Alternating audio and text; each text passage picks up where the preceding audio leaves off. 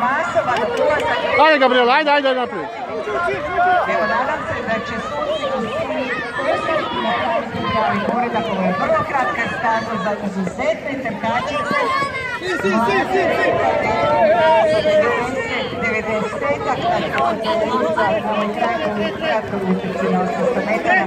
Strašno teško. Tu, stani. Stani tu. Nisi tako daleko, stani tu.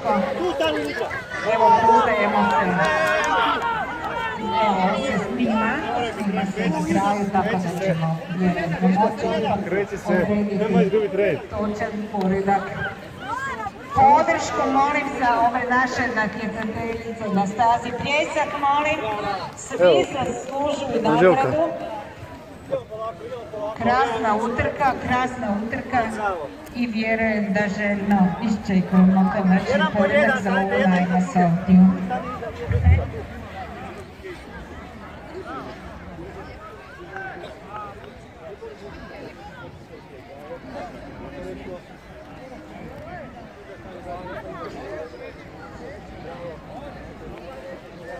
Bravo, cure!